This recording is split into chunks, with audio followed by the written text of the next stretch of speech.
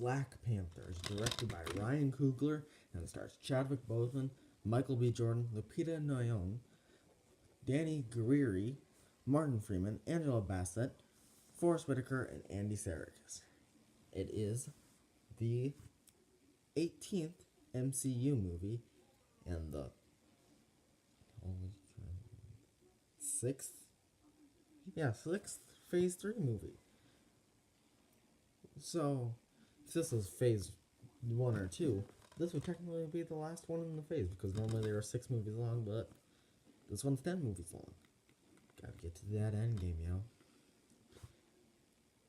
This is the first ever superhero movie to be nominated for a Best Picture.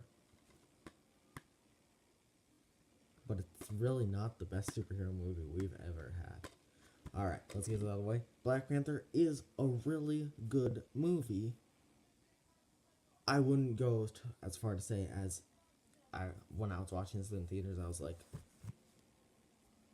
that movie right there that I just saw, that was Best Picture worthy. No other movie can be worthy of Best Picture other than Black Panther.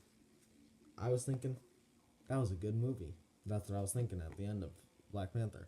Especially since we got so many other superhero movies that would definitely have a better fit of being Best Pictures. Dark Knight, Logan, Infinity War, Wonder Woman. We got a lot of superhero movies that definitely could have been Best Picture nominees or even winners. Logan, I can't get over how amazing Logan is. This one really isn't it. Alright. Well, let's get into it. Chadwick Boseman, the entire cast, puts in a great performance. But it's something you can pretty much expect from MCU movies now. Now, like, there hasn't been the early MCU movies have had performances where you're like, that's not particularly good. But now it's just like, now they got A-list actors now. You just expect the best from it, and you get the best from it. With performances, you get the best from it. Black Panther, though, I hate to say this, is kind of dull in this movie. It's a tiny bit. Simply for the fact that his best arc was the arc in Civil War. His revenge storyline. He definitely goes through an arc in this movie, but the Civil War storyline for him was way better than it was in his own movie. And that's honestly a shame. The CGI is, for the most part, good until the final battle. Final battle CGI is pretty bad. For a Marvel Studios movie, that's not the best thing you should be hearing. That a CGI is bad. Because it comes from the same people who made Thanos look like you could actually go out and touch Thanos. Like when Thor had Thanos by the head and pushing the axe in, it looked like Thanos was actually there. Like he was actually holding on to a real physical titan. Let me get this CGI. That's not the best. That's definitely the best. Michael B. Jordan puts on a fantastic performance as Killmonger, a scene stealer to be sure. And honestly, definitely one of the best MCU villains of all time.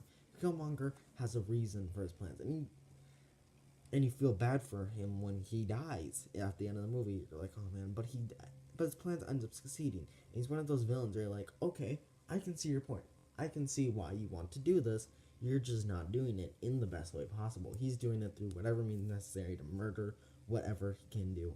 Sell these weapons. He's doing whatever he can do to open up this country to other people. And by the end, T'Challa does do that, but he doesn't do it with murder and stuff. He just opens up the country so that we'll be donating our resources to help out other people.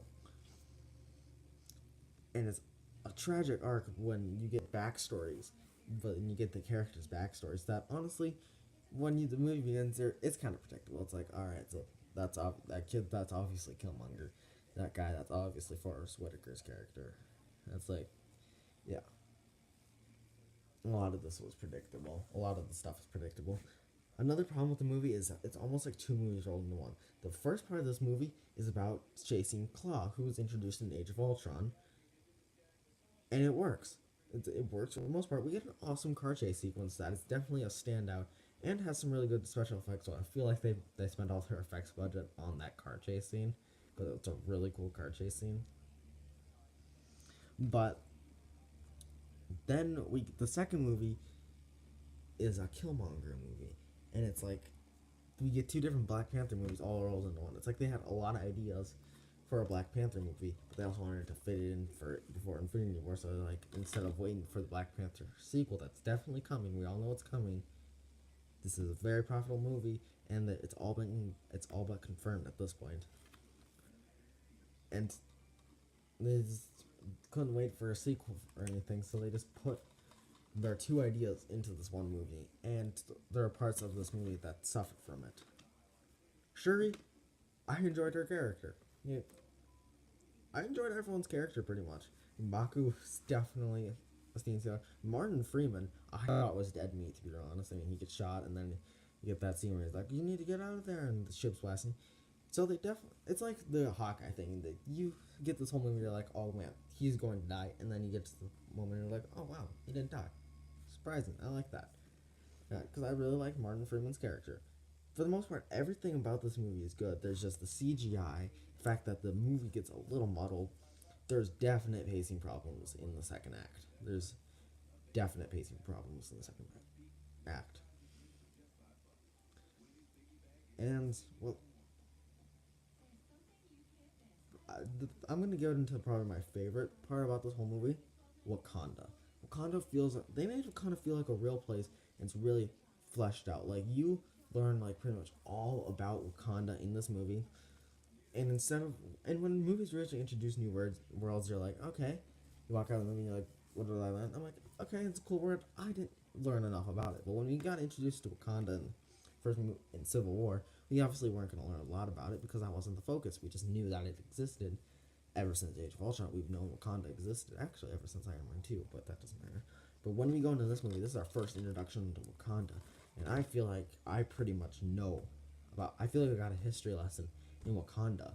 Because that's what the movie starts with, the history lesson that's visually pleasing to the eye with a really cool storybook aesthetic with the nano stuff and vibranium that they have in Wakanda. And I feel like I know a lot about this culture and stuff. They taught the audience so much.